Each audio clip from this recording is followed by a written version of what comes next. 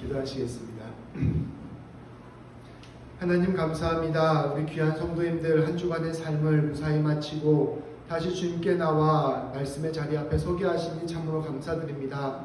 하나님, 우리 귀한 성도님들 이 시간 주님의 말씀을 들을 때 하나님께서 그 마음을 열어주시고 성령 충만하게 하여 주셔서 한 사람 한 사람에게 하시는 주님의 음성 들리는 귀한 시간 되게 하여 주옵소서. 말씀으로 힘을 얻게 하시고 말씀으로 회복되게 하시며 말씀으로 주님 바라보게 되는 귀한 시간 되게 하여 주옵소서. 말씀 전한 저에게 함께 하여 주셔서 사람의 생각 전하지 아니하게 하시고 말씀을 듣는 우리 모두 가운데 함께 하여 주셔서 이 말씀 가운데 꼭 필요한 말씀만 우리 가운데 새겨질 수 있도록 인도하여 주옵소서. 예수님의 이름으로 기도합니다. 아멘.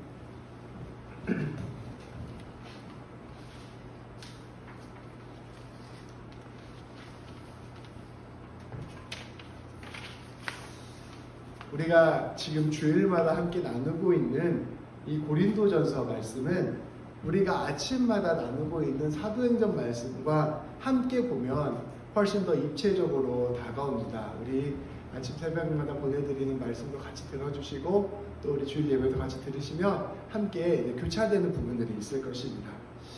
바울은 몇 차례에 걸쳐서 아시아, 오늘날의 터키 지역과 그리스 지역으로 전도 여행을 떠났습니다. 이 성경에서 아시아라고 하는 부분은 오늘날에는 아시아가 우리나라까지 다 포함한 지역인데요. 원래는 그 터키를 아시아라고 불렀어요. 그래서 터키 지역과 그리스 지역으로 바울은 전도 여행을 떠났습니다. 제가 지도를 잠깐 보여드릴게요. 이게 2차 전도 여행입니다. 바울이 두 번째 전도 여행인데 바울은 안디옥이라는 곳에서 전도 여행을 시작을 했어요. 여기가 일종의 베이스 캠프 같은 곳입니다. 그래서 이 안디옥에서 전도 여행을 쭉 떠나서 이 아시아 지역을 다 전도하고 그 이후에 이제 그리스 지역으로 넘어가서 도시들을 거쳐서 결국은 고린도까지 전도를 하며 이 여행을 하게 됩니다. 이 고린도라는 도시는 이 아랫부분을 아가야라는 지역으로 불렀는데 이 아가야 지역의 핵심 도시와 같은 곳이었습니다. 바울은 이 고린도에서 1년 6개월 이상을 머물면서 복음을 열심히 전하였습니다. 바울이 이렇게 고린도에서 복음을 전한 결과 고린도 교회는 크게 부흥한 교회가 되었습니다. 바울은 이렇게 2차 전도 여행을 마치고 고린도에서 다시 이 가이사랴 또 밑으로 내려가면 예루살렘 또 안디옥으로 복귀를 하게 됩니다. 여기에서 선교 보고를 하게 되는 것이죠. 근데 이 바울이 고린도에서 전도를 할 때에 한 부부를 만납니다. 브리스길라와 아굴라라는 한 부부를 만나는데 이 부부가 이 여정에 함께해요. 함께하다가 이 브리스길라 아굴라는 에베소라는 지역에서 머무르게 됩니다. 그리고 이제 바울이 이 예루살렘 안디옥 이쪽 지역에 있는 동안에 한 가지 사건이 일어납니다. 이 남쪽에 알렉산드리아라는 도시가 있는데 이 도시 출신의 아볼로라는 사람이 에베소에 오게 된 것입니다. 근데 이제 에베소에서 이 아볼라의 설교를 쭉 들어보니까 아직 좀 뭔가 빠진 부분이 많은 거예요. 그래서 이 브리스길라 아볼라 부부가 계속 바울이랑 같이 지내고 있었으니까 아주 복음을 잘 알잖아요. 근데 이 브리스길라 아볼라 부부가 이 에베소에서 아볼로라는 사람을 열심히 복음으로 교육을 합니다. 그러니까 이 아볼로가 아주 복음에 충만한 사람이 되었어요. 근데 이 아볼로는 원래 말도 잘하고 성경 말씀도 잘 알았던 사람입니다. 그래서 누가 봐도 교회의 지도자로서 흠이 없는 사람이에요. 그래서 이 에베소에서 이 고린도로 파송을 하게 됩니다. 이 에베소 교회 성도들이 추천장을 써주는 거예요. 그래서 이 사람은 복음으로 잘 무장된 좋은 지도자가 될 수 있는 사람이니 고린도 교회에서 이 아볼로를 받아주십시오라고 편지를 보내게 됩니다. 그래서 이 고린도에서 이 아볼로가 두 번째 사역을 시작하게 된 것입니다. 이 고린도에서 그 바울이 교회를 개척하고 교회를 어느 정도 토대를 만들었다면 이제 그 뒤에 아볼로가 가서 이 고린도 교회를 세우는 역할을 맡게 되었습니다. 그리고 이제 이 고린도에서 아볼로가 사역을 하던 사이에 이제 베드로가 세 번째 전도 여행을 시작합니다. 전도를 쭉 하면서 오다가 에베소에 들르게 되는 거죠. 그래서 이제 에베소에서 바울입니다. 바울이 에베소에서 세 번째 전도여행을 시작을 하면서 여기에서 2년 동안 복음 전파를 하게 됩니다. 앞서서 고린도에서 1년 반 했던 것처럼 에베소에서 특히 두란노 서원이라는 곳에서 2년 동안 성경 공부를 가르치게 되는 거예요. 이제 이게 고린도전서 말씀의 배경입니다. 이제 고린도전서 그 말씀을 보면 이러한 내용이 계속 나옵니다. 이제 에베소에서 바울이 2년 동안 머무르면서 복음을 전하고 있는데 이 고린도와 에베소를 오가던 사람이 하나 있었습니다. 그 사람이 바로 글로에라는 사람이에요. 근데 글로라는 사람의 이야기를 통해서 소식을 듣게 되었는데 이 고린도 교회가 분열돼서 서로 싸우고 있다는 소식을 들었습니다. 이 고린도 교회 사람들이 어떤 사람은 나는 바울 편입니다. 어떤 사람은 나는 아볼로 편입니다. 어떤 사람은 나는 베드로의 편입니다. 어떤 사람은 나는 그리스도의 편입니다. 라고 하면서 이 고린도 교회 사람들이 편을 나누어서 싸우고 있다는 소식을 듣게 되었습니다. 근데 이 소식을 듣고 이 에베소에 있었던 바울이 고린도에 보낸 편지가 바로 고린도전서 말씀입니다. 사실 이 목회자마다 신학자마다 말씀을 전하고 목회를 할 때 강조하는 부분이 다를 수 있습니다. 어떤 목회자는 성경 공부를 강조하는 목회자가 있고 또 어떤 목회자는 엄격한 신앙생활을 강조하는 목사님이 있습니다. 또 어떤 사람은 기도나 찬양을 통해서 하나님을 만나고 경험하는 것을 강조하는 사람이 있고 어떤 사람은 사랑과 나눔의 실천을 강조하는 사람들이 있습니다. 그런데 그러한 것들은 서로 다른 것이지 틀린 것이 아닙니다. 하나님을 믿는 그리스도인으로서 필요한 여러 가지 모양들을 함께 맞추어가는 퍼즐과 같은 것입니다. 그런데 이 고린도 교회는 그러한 것들을 이해하는데 실패했어요. 이 사람들은 이 각자 목회자마다 다른 스타일을 합력하기 위한 도구로 생각하지 않고 오히려 그것을 가지고 분열의 도구로 사용한 것입니다. 예전에 바울과 함께 있었을 때 바울이 좋았던 사람은 바울 편에 서고 또 새로운 목회자 아볼로가 왔는데 아볼로가 좋은 사람은 아볼로 편에 서고 또 소문을 듣자니 베드로가 훌륭한 사람이더라 라고 생각하는 사람은 베드로 편에 서고 이렇게 해서 패를 나눠서 서로 싸우는 지경에 이르게 된 것입니다. 왜 이 고린도 교회가 이렇게 서로 하나 되지 못하고 싸우게 되었을까요?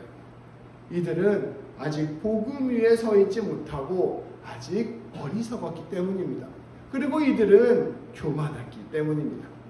바울은 이 고린도 교회의 문제를 딱 지적하면서 고린도전서 3장 3절과 4절 말씀에서 이렇게 선포하였습니다. 여기 세 번역인데요. 함께 봉독하도록 하겠습니다. 같이 봉독할게요.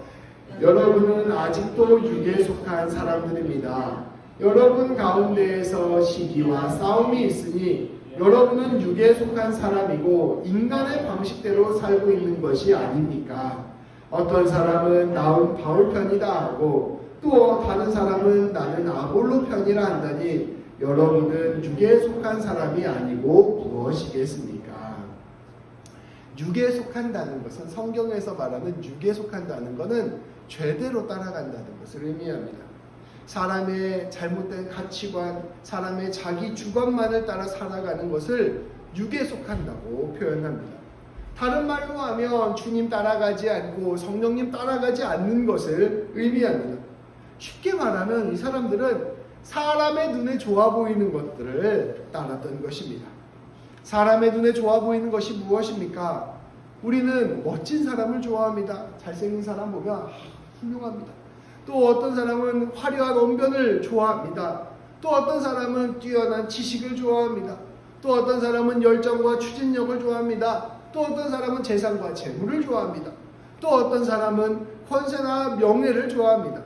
우리는 세상에 자랑할 만한 것들을 좋아하는 것입니다. 이 인간이 자기가 좋아하는 것대로 따라간다는 것은 이러한 것들을 추구하는 것을 의미합니다.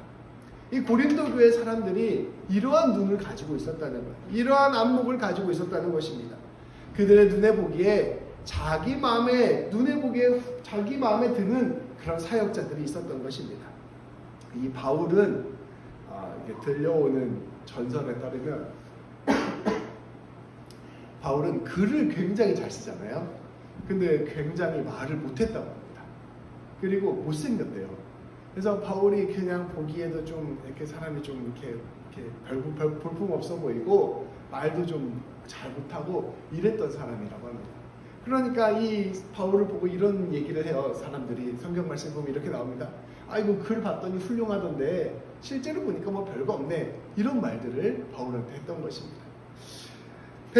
또 이에 비해 반면에 아볼로는 언변이 좋고 아주 열정적이고 자기를 잘 드러낼 줄 아는 사람이었습니다.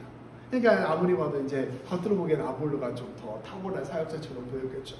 또 원조 말씀을 따라야 된다고 생각했던 사람들은 바울을 따랐을 것입니다. 또 베드로는 예수님의 수제자라는 명성이 있었습니다. 이 사람들이 보기에 각자 자기가 생각할 때 훌륭해 보이는 그런 지점들이 이 사역자마다 하나씩 있었던 것입니다. 근데 이 고린도 교회 사람들은 자기 눈에 보이기에 좋아 보이는 사람을 따랐던 것입니다. 근데 그냥 난 이 목사님이 좋아, 난 저 목사님이 좋아 이 정도로 하면 끝날 텐데 이거 가지고 서로 싸웠다는 것입니다. 더 정확히 말하면 자기가 생각할 때 중요하다고 생각하는 것을 이 사역자의 입을 통하여 이야기하는 것입니다. 나는 예수 믿는 사람이라면 아주 그냥 영적인 능력이 많았으면 좋겠어 라고 생각하는 사람은 영적인 어떤 이적들이 많이 일어나는 목회자를 따르고, 나는 닭으로 성경 공부를 잘해야지 이렇게 생각하면 그 성경 공부 잘하는 목회자를 따르고, 그래서 이 목회자를 막 높임으로써 결국은 자기 주장을 높이는 일들을 고린도 교회가 했던 것입니다. 자기를 높이기 위하여, 자기의 주장을 강조하기 위하여 이와 같이 자기가 좋아했던 사역자들을 이용하고 이것을 가지고 갈등하고 분열을 했던 것입니다. 그러나 바울은 선포합니다. 여러분, 이러한 태도들은 모두 육에 속한 것입니다. 쉽게 말하면 인간의 방식대로 사는 것입니다. 우리 그리스도인들은 그렇게 사람 눈에 보기에 좋아 보이는 것, 인간의 방식대로 교회와 세상을 보는 것이 아닙니다. 우리는 성령님이 원하시는 대로 성령님의 눈으로 이 모든 것들을 바라보아야 합니다 라고 선포하는 것이죠. 우리 주님이 원하시는 것이 무엇일까? 우리 주님이 가치 있게 생각하는 것이 무엇일까? 우리 주님의 뜻이 무엇일까를 생각하고 주님의 뜻으로, 주님의 시선으로 바라보는 것입니다. 세상에서 정말 귀하게 느껴지는 것이 주님 앞에서는 아무것도 아닌 것이 있습니다.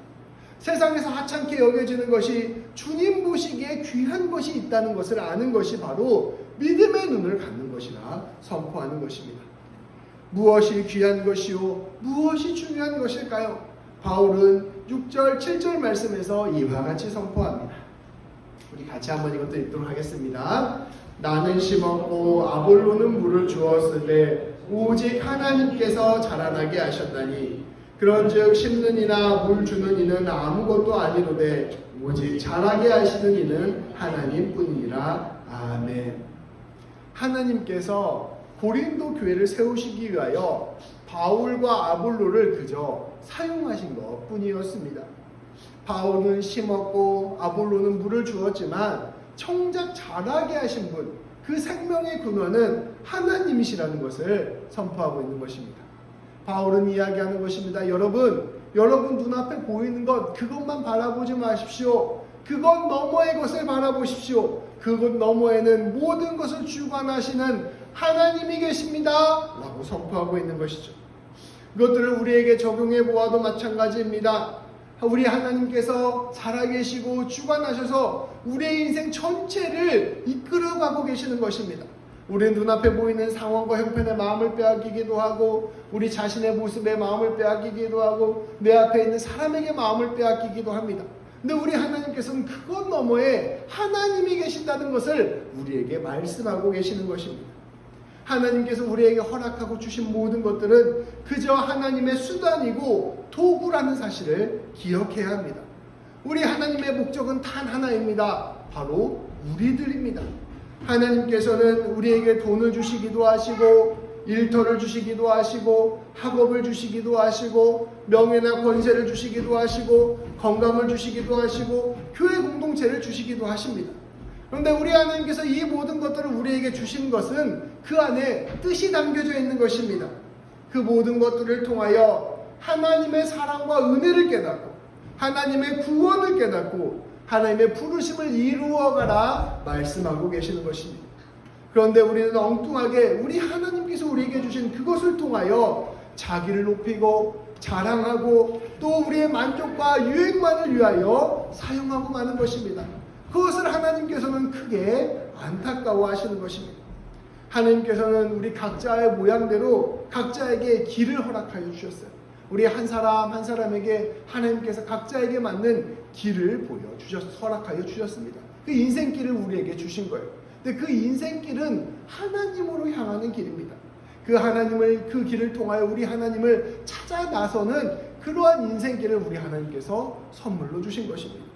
그런데 우리는 그 길을 통하여 내가 이 인생길 따라 하나님께로 가야지 이렇게 생각하지 않고 엉뚱하게 서로가 서로의 길을 비교하고 있는 것입니다. 내가 가는 길은 이렇게 넓어.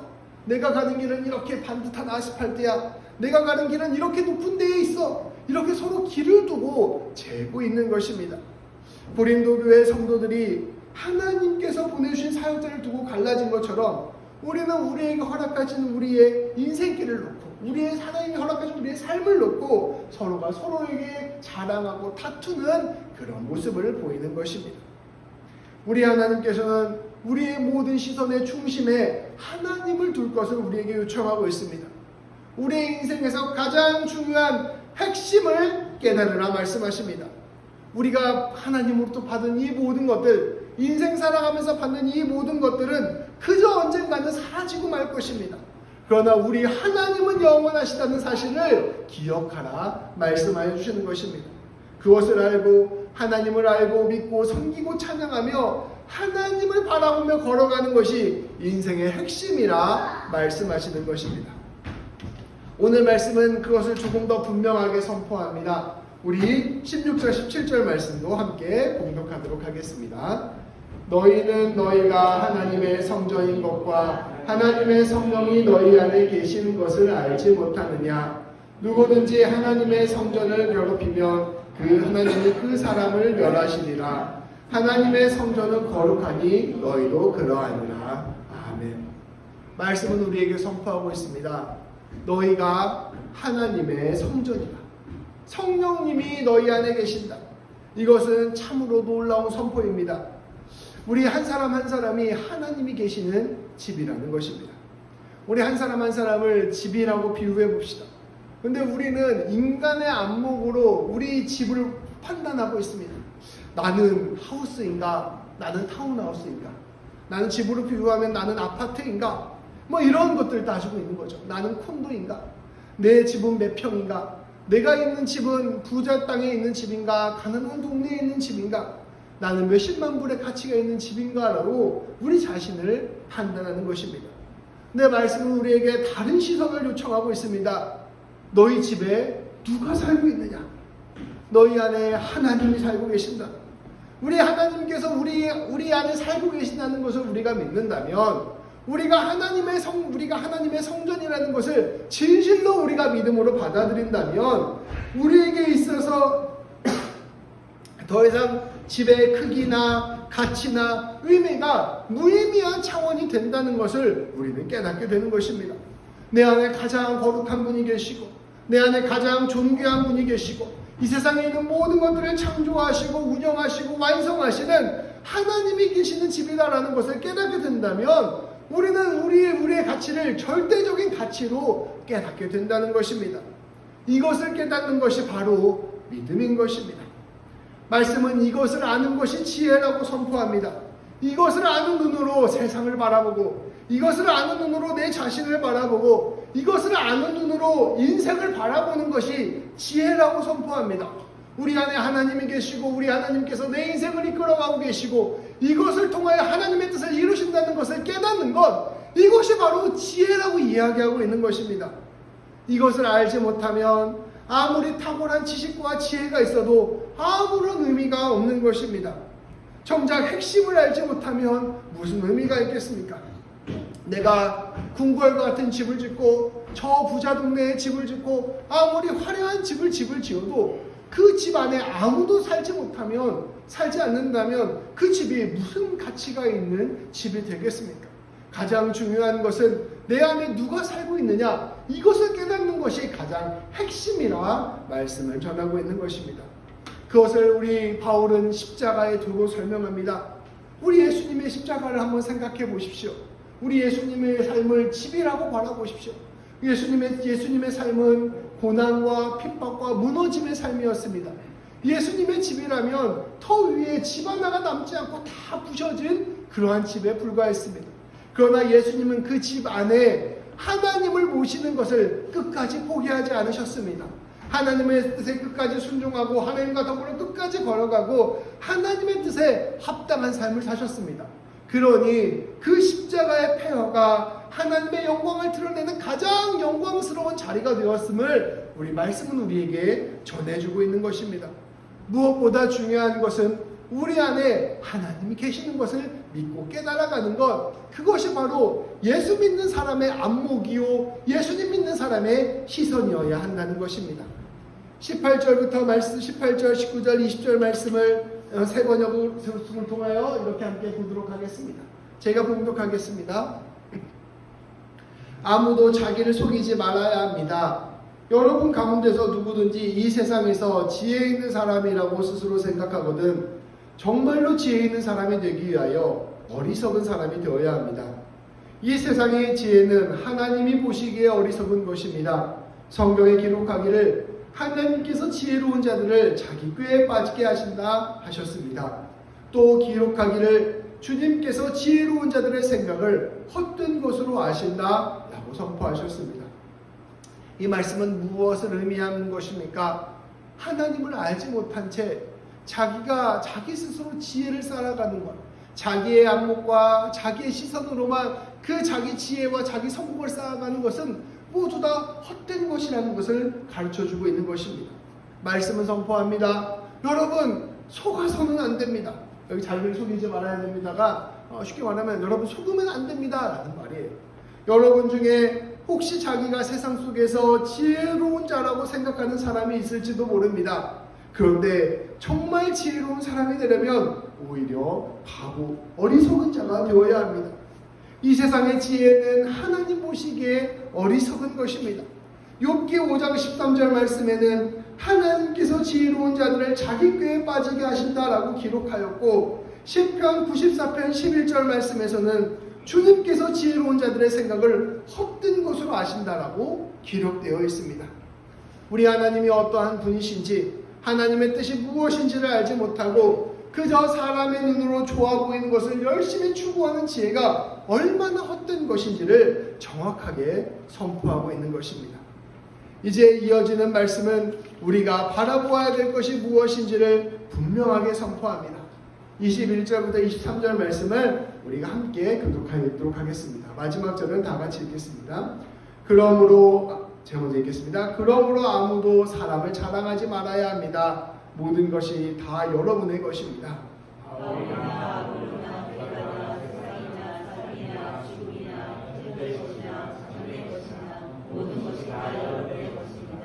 그리고 여러분은 그리스도의 것이요 그리스도는 하나님의 것입니다. 아멘. 말씀을 선포합니다. 여러분 사람을 자랑하지 마십시오. 여러분의 눈에 보이는 것 자랑하지 마십시오. 여러분의 안목에 좋아 보이는 것, 안목에 그럴싸해 보이는 것, 다른 사람들이 칭찬할 만한 것, 그런 것 자랑하지 마십시오. 그런 것들은 헛된 것들입니다. 제가 어린 시절에 바닷가에 살았어요. 바닷가에 살았는데 그 바닷가 저희 동네 이름이 해망동이었어요. 들어보셨나요? 해망동. 당연히 안 들어보셨겠죠. 군산에 해망동이라고 있는데 바다에 바라볼 망이에요. 그러니까 바다가 바라보이는 마을인 거예요. 근데 이게 이 해망동이 여름이 되면 바닷바람이 막 불어와서 엄청 시원해요. 근데 겨울이 되면 그 바닷바람 때문에 엄청 춥습니다. 그래서 제가 6살 때 그 동네에 이사 갔는데 그때 어른들이 했던 말을 아직도 기억해요. 너무 재밌었거든요. 여름에 어디 사십니까? 물어보면 해망동 살아요! 이렇게 얘기한대요. 시원하고 좋아서. 그런데 겨울에 어디 사십니까? 이렇게 보면 해망동 살아요. 이렇게 얘기하는 거 만나가는 거예요. 그러니까 자기가 그 처한 상황과 조건이 시시때때로 어느 때는 굉장히 좋은 것처럼 좋을 때가 있고 어떤 때는 사실은 이렇게 비참하게 느껴질 때가 있는 것이죠. 근데 우리가 우리의 상황과 형편으로 우리의 삶의 기준을 정하면 언제나 그것들은 상대적인 것이요 무너지게 되는 것임을 말씀은 우리에게 이야기하고 있는 것이죠. 하나님께서 여러분들에게 하나님 만나라고 주신 것들, 그러한 것들 자랑하지 말라고 선포하고 있는 것입니다. 그 모든 것들은 나를 드러내고 나를 높이기 위한 것이 아니라 하나님의 뜻을 이루기 위한 하나님의 선물이기 때문입니다. 바울은 이야기합니다. 고린도 교회 성도들에게 이야기합니다. 여러분의 목사님이 바울이라는 것, 아볼로라는 것, 이런 거 자랑하지 마십시오. 여러분의 지도자가 베드로라는 것, 이런 거 자랑하지 마십시오. 여러분이 세상 가운데 세상에서 얻었던 그 세상의 모든 것들, 여러분의 인생, 여러분의 죽음, 여러분의 현재에 있는 것들이나 장래에 있는 것들이나 그 어떤 것들도 자랑하지 마십시오. 그것들은 전부 다 하나님께서 우리로 하여금 하나님 알게 하시는 하나님의 뜻 안에 있는 것입니다. 여러분들은 무엇에 주목해야 되냐? 여러분이 그리스도의 것이요, 그리스도가 하나님의 것이라는 것을 주목해야 합니다. 하나님 알게 하시기 위하여, 그리스도 알게 하시기 위하여 그 모든 것들을 여러분들에게 선물로 주신 것입니다. 선포하고 있는 것이죠. 말씀을 정리하겠습니다. 고린도 교회가 분열한 결정적인 이유는 아직도 육의 눈으로 바라보고 인간의 방식으로 판단했기 때문입니다.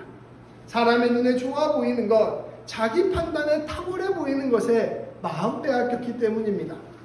말씀은 그러나 우리에게 선포합니다. 여러분, 모든 것을 하나님의 눈으로 새롭게 보십시오. 여러분이 눈앞에 보이는 그 모든 것 너머에 하나님이 여러분의 삶을 인도하시는 것을 바라보셔야 됩니다. 라고 선포하는 것입니다. 우리가 때로는 성공할 수도 있고 실패할 수도 있습니다. 때로는 잘 될 수도 있고 안 될 수도 있습니다. 높아질 수도 있고 낮아질 수도 있습니다. 부유해질 때도 있고 가난할 때도 있습니다. 우리의 모든 사업, 학업, 이민, 만남 모든 것들 가운데 우리의 삶은 높낮이가 있을 수밖에 없습니다. 그러나 우리가 기억해야 되는 것은 그 모든 것들 가운데 하나님이 함께 하신다는 것입니다. 하나님께서는 그 모든 것들을 통하여 우리를 향한 하나님의 뜻을 이루십니다. 우리 하나님의 뜻은 무엇이냐? 다름 아닌 우리를 하나님의 것으로 만드는 것입니다. 우리 하나님의 관심은 오직 하나, 여러분 한 사람 한 사람, 저를 포함하여 우리 모두를 하나님의 것으로 만드는 것입니다. 그것을 통하여 하나님의 뜻을 이루어내고 그것을 통하여 하나님의 영광을 드러내는 것입니다. 그러한 하나님의 눈으로 바라보게 된다면 우리의 삶은 은혜 가운데 있는 삶입니다. 우리의 삶은 복 안에 있는 삶입니다. 우리의 삶은 영광 안에 있는 삶입니다. 우리는 하나님을 바라보게 되면 조금 잘 됐다고 교만해지지 않습니다. 조금 안 됐다고 낙심하지도 않습니다. 그 모든 것들 가운데 하나님이 여전히 나와 함께하고 계심을 믿기 때문입니다. 제가 그 전에 교회 청년들과 함께 했을 때 자주 했던 비유가 있습니다. 이거 예전에 함께 말씀드린 것 같은데, 바보가 걸어갈 때 내 오른손이 어디 있지 하다가 앞으로 가면 여기 있네? 어디 갔지? 여기 있네? 어디 갔지? 이런다는 거예요. 걸어갈 때 오른손을 찾으면서. 우리가 마찬가지로 이럴 때가 있어요. 내 인생에서 조금 인생 올라가면 하나님 날 도와주셨다. 근데 조금 더 뒤로 가면 하나님이 내 인생 버리셨다. 이렇게 생각한다.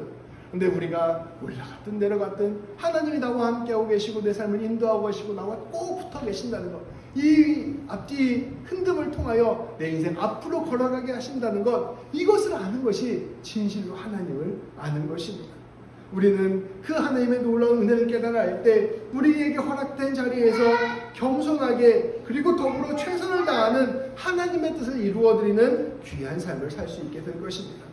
이처럼 하나님이 늘 나와 함께하고 계시고 결국 내 삶을 가장 귀한 길로 인도하고 계심을 깨닫고 그것 믿음 안에서 살아가는 우리 모든 성도님들 또 우리 교회가 되기를 주님의 이름으로 축복합니다.